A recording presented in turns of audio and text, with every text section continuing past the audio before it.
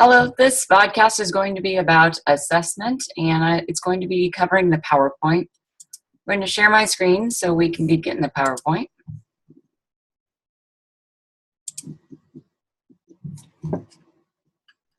So this module is about assessment, and there's a variety of different assessment pieces that go into physical education. And so we first need to talk about the importance of completing assessments in phys ed.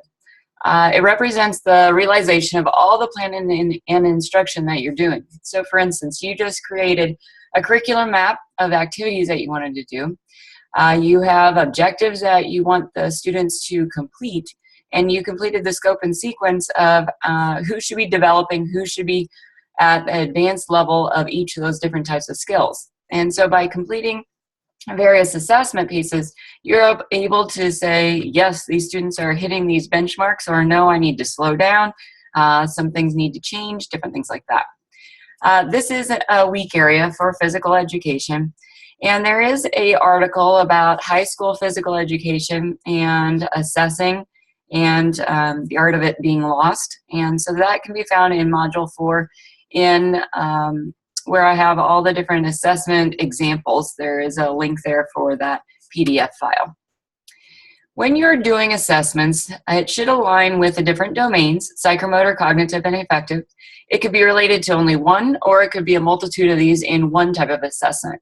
It also needs to be related to the Shape America NASP standards, the 5 standards that relate to the entire PK-12 scope, but then also through the outcomes of each of those grade levels to properly have correct assessment for each grade level.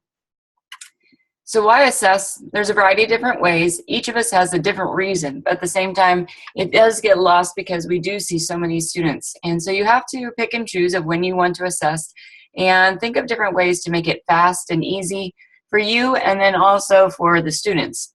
You could have, for instance, a flipped class where maybe they're doing outside work to help with the assessment pieces of maybe they get videoed in class and then they have to assess themselves outside of class. It keeps students on task, and so it also helps then the parents or guardians understand what's going on in your curriculum. I provided a couple examples of actual websites from different schools that they have their rubrics of what they are going to be assessing for the school year. And this is past FitnessGram.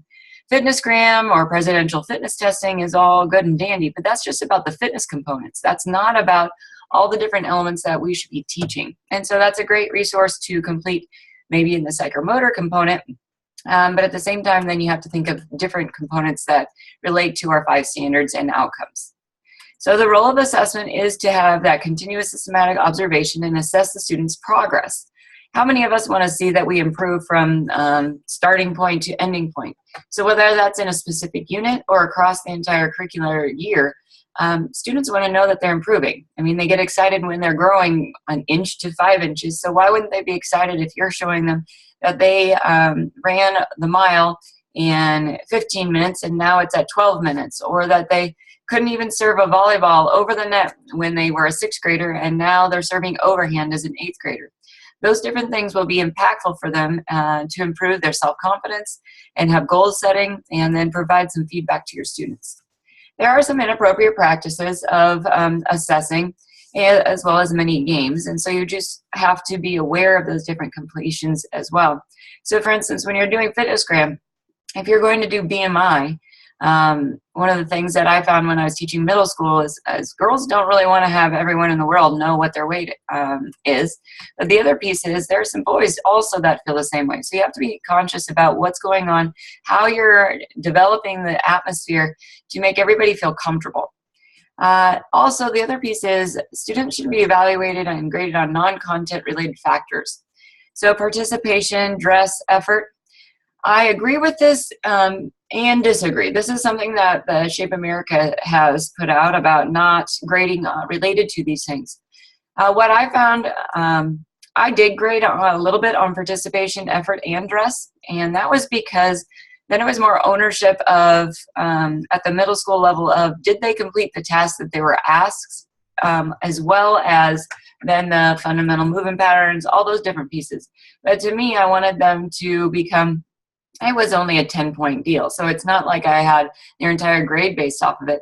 At the same time, it gave them ownership and understanding that they had to do what was required to meet the standard of being able to participate in class. And sometimes the effort levels are way minimal depending on what types of activities you do. And so the student needs to self-reflect on those things. So each of you may have your own idea about that, but there's different ways that you can see these different components. There are a variety of different types of assessment. So there's authentic, formative, summative, and again, you can look through these in a little bit more detail. I'm going to just kind of move through a little quicker. And then there's norm reference and criterion reference. And norm reference is looking at percentiles. Criterion reference is what criteria they need to meet to achieve a specific goal. So norm reference would be like, for instance, FitnessGram is kind of a mixture between norm and criterion because they've taken 100 kids or many more and said, in order to be at the presidential fitness level, you have to fit into this category, this percentile. So basically what that's meaning is they are better than 80% of the kids that have taken this test at their age, at that gender. And where the criterion reference is where they're progressing from one stage to the next. And so there's a certain criteria they need to meet in order to improve and so forth. So that could be like your skills assessment piece. Did they complete these different tasks or not? Were they able to do your skill cues or did they need help? Then we go to different standards and what types of assessment pieces could be related to that. And it can be whole class or it could be individual or peer. It could be teacher observation. There's a variety of different ways. Teacher observation is probably the one that's used the most in the physical education classroom because you're observing things that are happening. So I don't necessarily have an assessment on when we're playing tennis and I see a student that's hitting the ball and has the same foot forward, because maybe I'm assessing something else, but it doesn't mean that I'm not going to address that with them. That's something I see with my undergrads, that they are so busy to make sure that they have all the different components of their lesson done and they're getting set up, getting ready for the other part. They forget to give meaningful feedback rather than just saying, okay, good job. Try and have, that sandwich effect where you're going to say, nice work on this hit, but let's work on blank and then finish it out with something positive again. But you can't overload the students either because otherwise it's not going to work. Here's some different examples. Again, I'm not going to go through all these, but this would be a good place for you to see some other examples besides on the module that I provided. Then we go to standards 1 through 5. Again, there's a variety of different things. Like I said, PE Central has a lot of different ones. I gave you some examples in there. You have to think of the grade levels. So like for kindergartners, they still can be assessed, but it might be just picture form instead of written. So you have to kind of think about what it is that you want your students to do. I've seen Hellison's social responsibility model used, where there's pictures on the doorway or on the wall right by where the kids leave. And there's a smiley face, kind of a grim face, and a really sad face. And basically they're saying how they felt about physical education. And when they walk out, they just hit which one of those they feel. And that could be even a quick exit ticket to see what the students are doing and how they're feeling of the day. There's other ones that I've seen where assessments they have a whole line that has a bunch of little clips on it and the names of the students in the class. And so they have to, if they're doing well and they have no behavior issues, they stay where they're at on the clip, or maybe they get a move up. So it's like they're striving to go up all the way on this piece of string. But then if they have to clip down, then that means that there is an issue that needs to be addressed. So even something as simple as that can be an assessment piece, because if you need to, you could take a picture of where that ended up, so then you could address it later. So one thing you'll need to remember is that you're going to see a lot of students, and so you do know them, but at the same time, you may not remember every specific thing about every assessment that they're completing. These go along with NASB Standard 4 and 5, and again, you can look at those in a little bit more detail with the examples I gave, and then here on this, and again with Standard 5. Here are some other things you may want to think about related to your fitness, or it could be a portfolio for the entire school year. Students like to see themselves progress. So with their fitness testing, I always had a sheet that had how they did in the fall and then spring, and then I went past that and I had their 6th grade, 7th grade, and 8th grade year on the same exact sheet. So they could see where they were at starting their 6th grade year and where they ended up their 8th grade year. And it was a good way for them to be able to see that progressiveness of the activities they did. Now, I know some schools have cumulative fitness reports, and that's actually what IHT Spirit can do. The student information can go from elementary to middle school to high school. And there's a lot of different ways that people have completed these tasks. Communication is definitely key when you're going to complete the assessments, and even in any kind of lesson plan development. You always should be giving an objective for why you're doing what you are doing.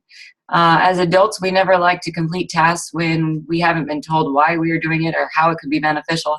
So you need to think about that. Students like to have that same thing. Here's some other things that you can show, like a newsletter or report cards. And then there's some sample different rubrics and things on here, whatever really kind of works for you. And again, I'll let you go through all those different pieces of this PowerPoint on your own.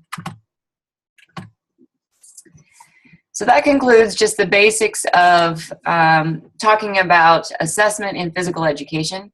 I would strongly encourage you to look again at those examples. I have used a lot of clickers or Plagnets. The watches are kind of the big ones I've been using, and then of course rubrics. But you have to fit what works for you for your rubric. Some are really into the like Google Classroom, and if you have a school that has that, I'd encourage you to look at that, because Google Classroom has a variety of different ways that you can complete assessments.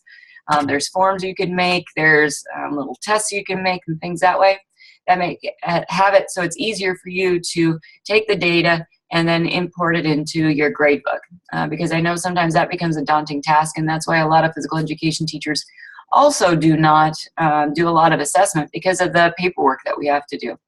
But you do have to remember we are a curricular area just like math and science, and they are inputting grades and having to do those things as well. So as much as we can take ourselves seriously, students and the faculty and parents will as well. So if you have any further questions, please let me know. Otherwise, have a great day.